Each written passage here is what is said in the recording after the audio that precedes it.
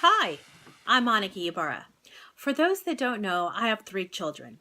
I have a 17-year-old, a 14-year-old, and a 6-year-old. And I understand the challenges that come with being a mother. I also know that it is the most difficult and most trying position that I've ever been in.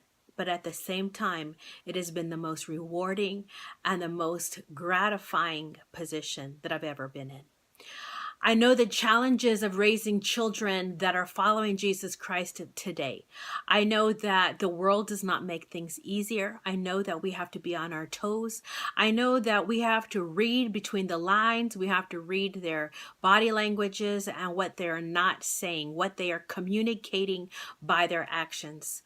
I also know that being a mother in today's world looks totally different than it used to look. We have a lot more responsibilities.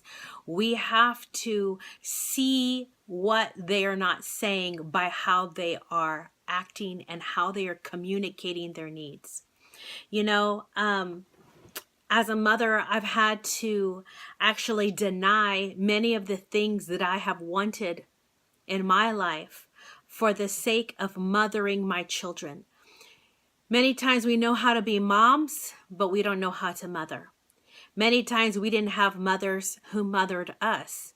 And so therefore, because we don't know how to mother, we have failed at our attempts to really mother them individually. When you have more than one child, we have to realize that every child is different. Every child is born with their own strengths, their own weaknesses.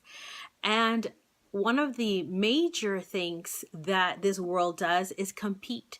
And so when we have a child who has specific needs, and perhaps they're known as the tyrant at school, they're tyrant in the family. Many times there's so many things that we can do today of pushing that responsibility off away from what we want to do, whether it's giving them the tablet, whether it's parking them in front of the television, whether it's giving in to whatever they're screaming for. There's so many ways that we basically push away that responsibility and make it someone else. Some of us honestly run to medication because it's easier to pop pills in their mouth to get them to be controlled instead of really dealing with what's going on. And please hear my heart. I know there is times that they need medication, but the society that we live in makes medication so readily available. There's a diagnosis for everything that it basically has us deny the opportunity to really mother our children and steward their heart. You see, we all know that we are a spirit, a soul, and a body. And many times with mothers and fathers, we deny giving our children the honor and respect. We have become so much that we want honor. But yet we forget that trust is something earned, that relationship is something built, and it doesn't get built overnight. We sometimes ask questions, how was your day? But not really listening to really find out how really was their day. Are we provoking questions that require a response? Are we finding out who their real friends are and what their friends are into? Are we so quick to preach a message instead of actually living one out? You know, I've been guilty many times of not mothering my children, truly mothering my children. But I have found that the quicker I allowed God to deal with me and how I was doing things wrong, the quicker I was to walk out a solution that worked, that really worked. I have realized that as a mother, I have to take responsibility for my house. If my house is not functioning in the way that I want to see, if my house is not responding in the fruit that I want to see, then I have to take the responsibility to recognize that I am part of the blame. So it's easy to blame our husbands, or if we're not married, it's easy to blame our kids or society or the television. And if our children are not walking out in a specific way, then we have to take the reins back, and as if we are driving a carriage, we cannot let the horses go wherever they want to go. We have to steer those horses to where we want them to go. And it comes with laying down our lives. We have to take that carriage and steer them in the right direction. But that means that we have to realize that we're going to have to let go of some things. We're probably not going to be able to be the friend that everybody wants to find available. We are probably going to not have to be able to build our career or our ministry, or whatever the case may be. There is going to become a price. There is going to be a price. There always is a price towards what you want to see. You see, I can say all the day long that I want a really strong and solid marriage, but until I put forth the work in order to gain a strong and healthy whole marriage, I will not be seeing what I say I want.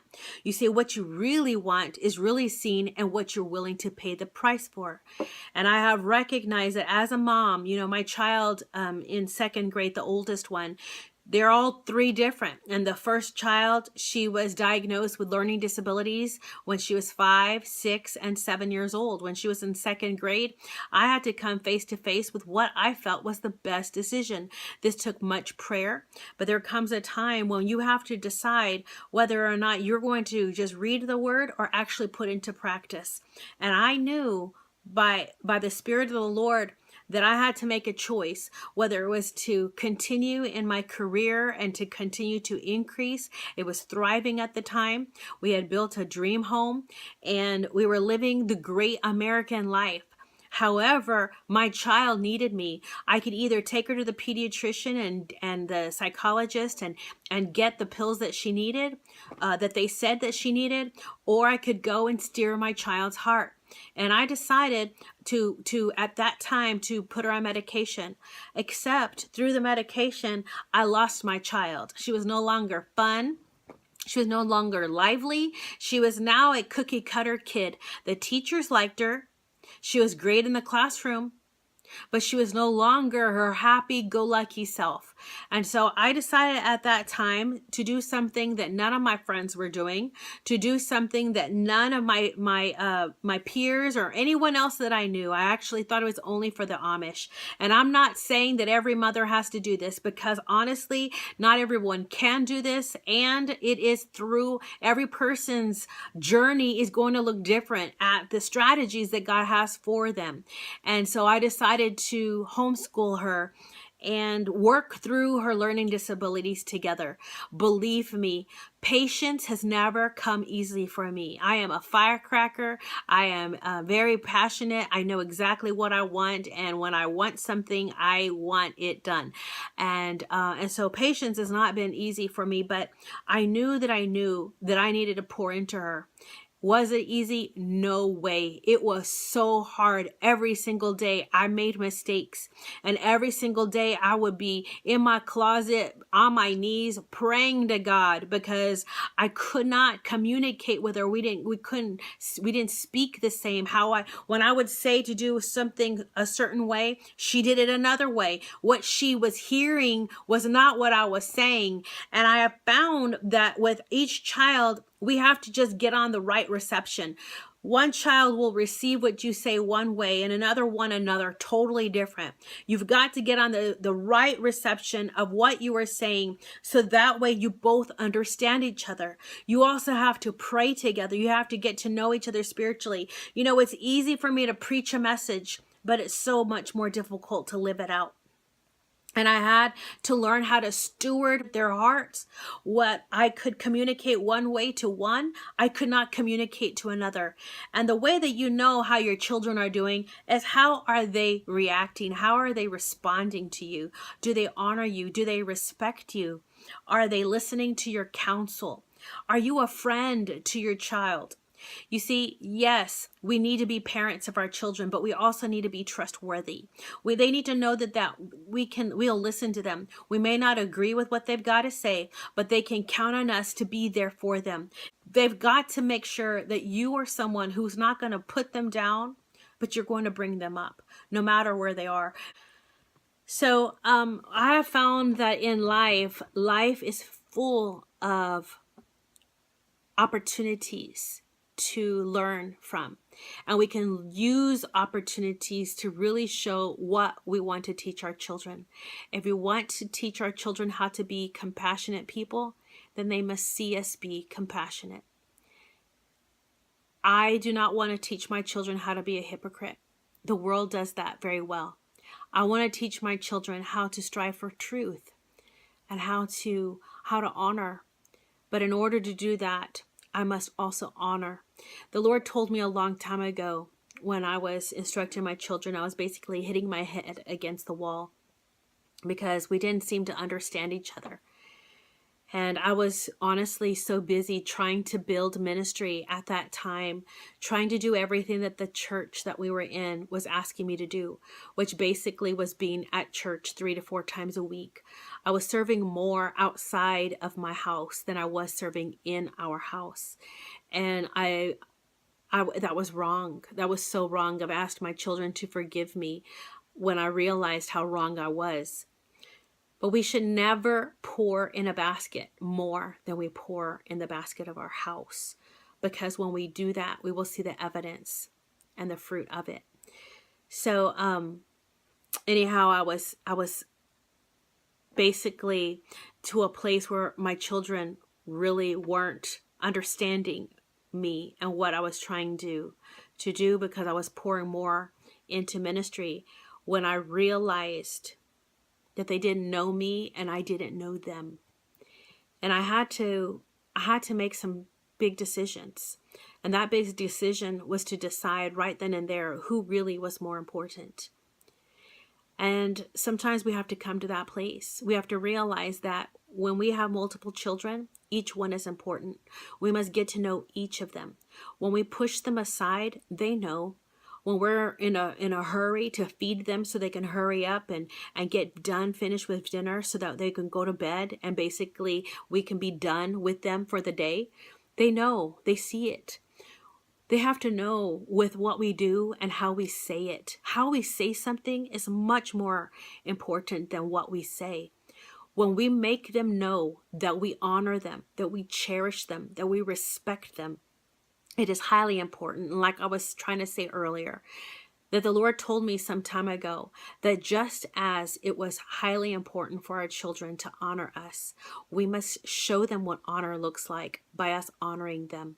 It didn't mean that we were going to agree with them, but what it meant is that we were going to be quiet enough to listen to what they have to say and to lead them well by teaching them what it means to listen, what it means to love, what it means to honor and respect. You see, the core values of humanity should be seen first in our houses by our parents, because if we won't teach them, the world would teach them how not to.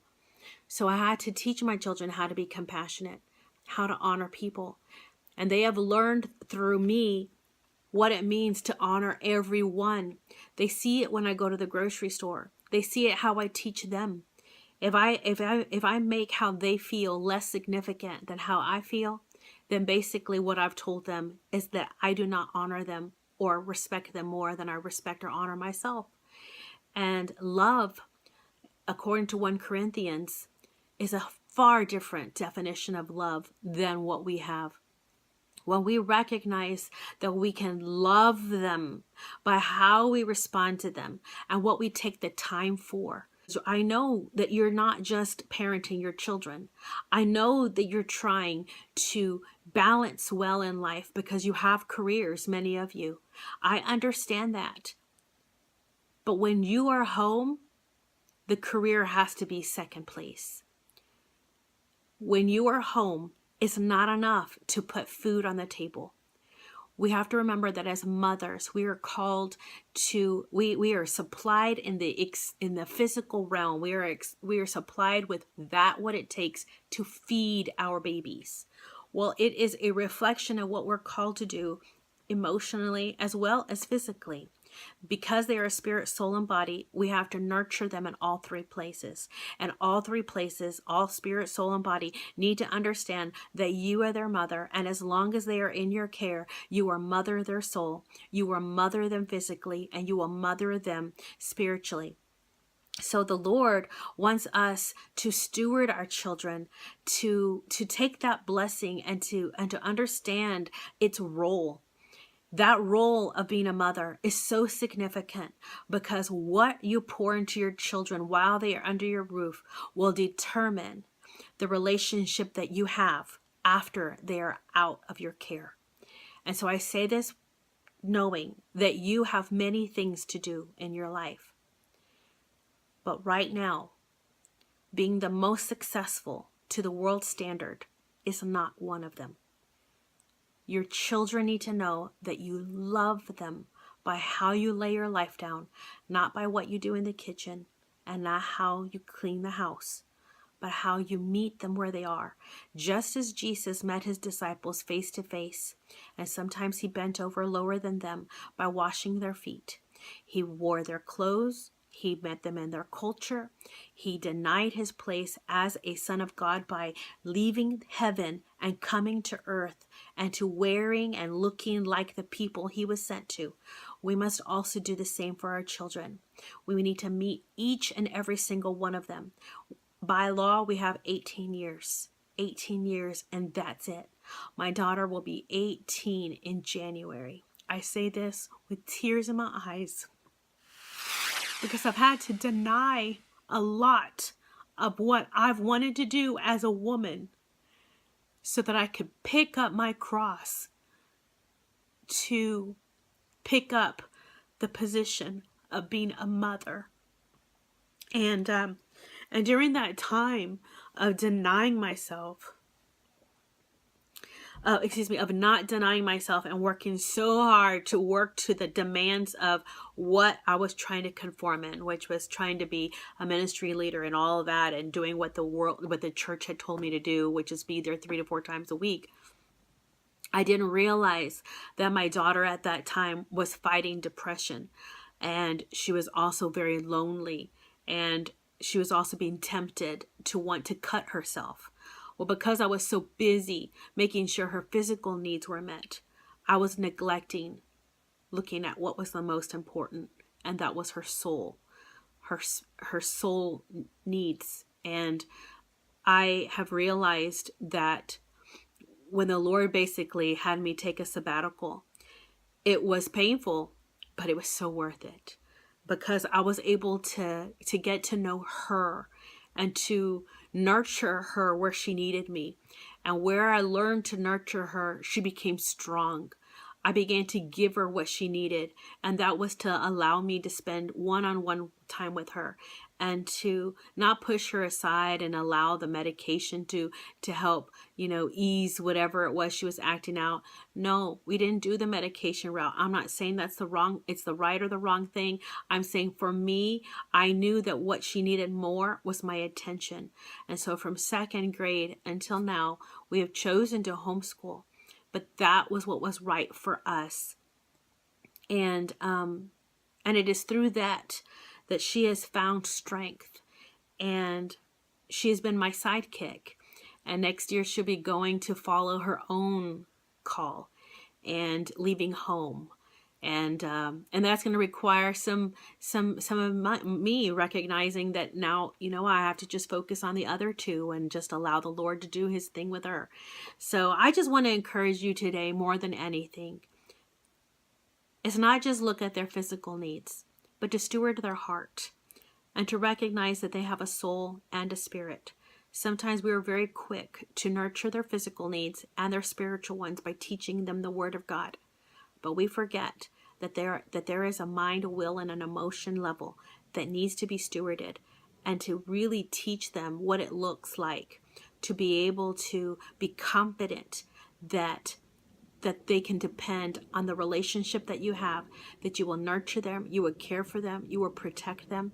And the way you do that is by listening, by caring, by respecting and honoring them as individuals that know that they can always have a soft place to come to through you. So I pray that you can recognize that everything that you need in order to mother your children has been placed inside of you. If you have a child who is more difficult and as a strong-willed child, or perhaps they've been acting out, I want you to know that that is the condition of their soul right now, and they need you. They need you not to push them off into the hands of someone else, but they need you to rise in your position as a mother and to mother them and listen to them and what they're saying. That means that right now, you're going to, if you have multiple children, this is the child that needs your attention the most. It doesn't mean that you reject or deny the other two or three or whatever, but this means that this specific child needs your attention, and you are going to do whatever it takes. Sometimes you will have less sleep because you'll be spending a lot more time praying for strategies. God is faithful, and he will meet you where you are, and he will give you strategies and how to tend to them, not just physically, not just spiritually, but emotionally as well, so that they can know that you are their mother and you have risen to the position that you will do whatever it takes so they can walk out of your home healed, whole, and confident to go and fulfill what God has called them to do, and knowing that they do not have to go the way the world goes, but they can go closely, knowing that you have put them under your wing until the appointed time. So I look forward to talking to you next time, and if this blessed you, please share the video, and you can also send your prayer requests at Monica, MONICA, the @ MonicaIbarra.org. That's MONICA, B as in boy, ARRA.org. I look forward to talking to you soon. Bye.